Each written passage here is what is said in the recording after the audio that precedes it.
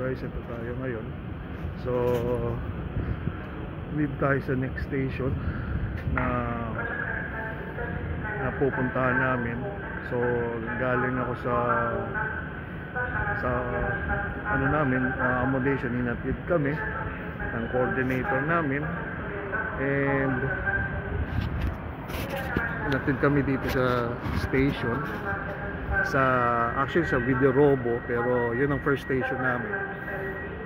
Malapit. So hindi naman kami hinatid doon dahil yata walang konduktor o walang ticketing.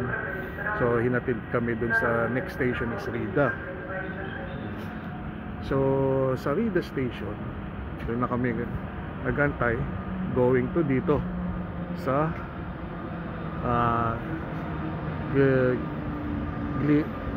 Gdynia Glona. Gdynia Glona po yan. So dito sa Gdynia Glona, tipong may parang madami siyang train, which is intersection siya ng mga going to another city. Ayan. Kaya dito yon, Gdynia Glona. So be careful kapag sa mga kasi mga station, kasi may mga karang katulad nitong Gdynia Glona is bago nito, may Clonia something C, may C kasi sa una. So talagang kakailanganin mo ng spelling, kasi once na hindi mo alam yung pronunciation ng lugar o anong ibig sabihin ng lugar, mahihirapan ka. Ayan. So talagang aalamin mo siya sa spelling niya. So dito ang experience ko is pwede kang mag-online. Mostly mga tao dito is nag-o-online ng apps para kumuha ng ticket. Meron naman dito mga ticketing booth, pero katulad niyan, close ngayon kasi madaling araw kami umalis, so close. So dito naman meron siyang konduktor, minsan walang konduktor. So dapat alam rin nyo kung paano talaga mas mabuti may online ka palagi. So etong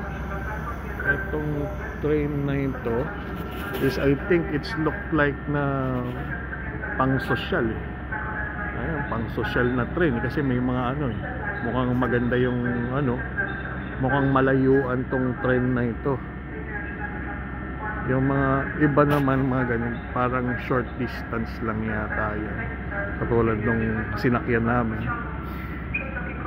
Actually hindi ko pa rin alam kung anong train, kasi may ICC something or something like that. Ang mapapansin nyo, lahat dito yung sulat nila is more on Polish. So bihirang-bihira ka makakakita ka ng English.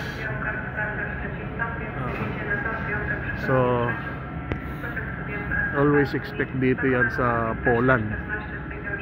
Yan. So ayan, right now is nandito nga kami sa Glona. Diyan kami, mag-aantay kami kasi may ticket na kami going dun sa our place. So 7:40 dati kami. It's already 5 o'clock in the morning. So ayan, antay ka ng mga ilang oras pa sa lamig. Buti nga hindi nga nagsisnow kasi nung ilang araw nagsisnow. Buti kakatapos lang ng snow. Malamig pa rin, snow pa rin siya na nilinis, pero buti na lang hindi siya nag-snow ngayong araw. So meron dyan, underpass kasi yan eh. Changing ay hindi nag-load dyan, oras naman yan. So meron siyang underpass, makikita nyo may mga section yan eh, mga section mapapansin nyo. So may underpass, meron naman siyang elevator. Ayun, elevator yan sa dulo. So elevator siya na pwede mong sakyan, at underpass, underground sa baba. Yan, transfer. So ayan siya, para meron tayong experience mabibigay sa mga taong andi dito at yung gustong pumunta rin dito. So right now it's January. So January siya, so malamig pa rin. Matatapos ang cold season ngayon mga March, kasi March tayo dumating dito. Medyo malamig pa rin, pero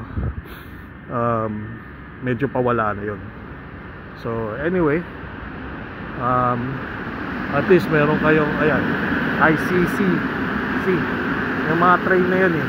Actually hindi ko pa rin alam kung ano mga destination. Mostly kasi dito, mostly train and transportation nila. Yan ang train and transportation. So ayan, katulad niya, PKR Intercity. City, it means city city. Maybe malayuan kasi mukhang I think it's Crocova, city, o Warsaw. Yan, city yan.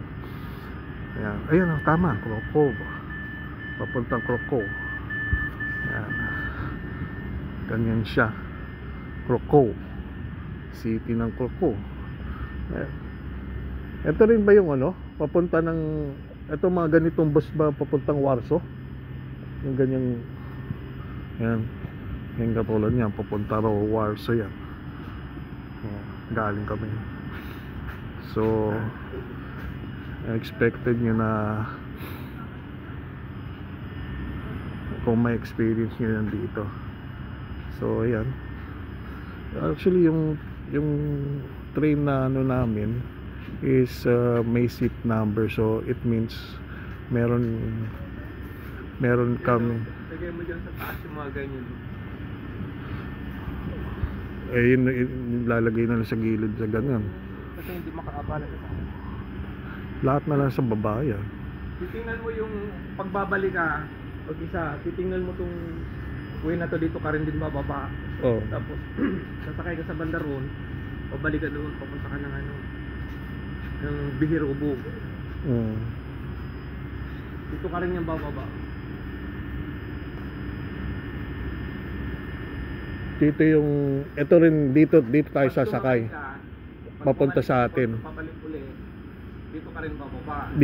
Dito ba tayo sasakay dito sa platform 4? Papuntang ganon. Kita mo yung monitor. Oh. Tapos ang balik niyan dito. Papunta na ng Bihirubog yan. Kasi tayo galing doon kanina, bumaba na tayo papunta rito. Doon Bihirubog dyan, sa kabila. Pero yung ito, galing sa atin dito sa bago natin, dyan yung isang train. Kasi ito papunta to eh. Ito dito tayo sasakay, di ba? Pag ganun. So pabalik dito, tapos bababa ulit ako sa kabila. So yan. Makikita mo kung anong plat ka bababa. Makikita mo yung mga plat na yung Peron yan, Peron 4. So yun, so in case kasi may kukunin pa ako sa sa accommodation sa dati, kailangan kong malaman kung, so anyway, at least may nalaman kayo. So thank you.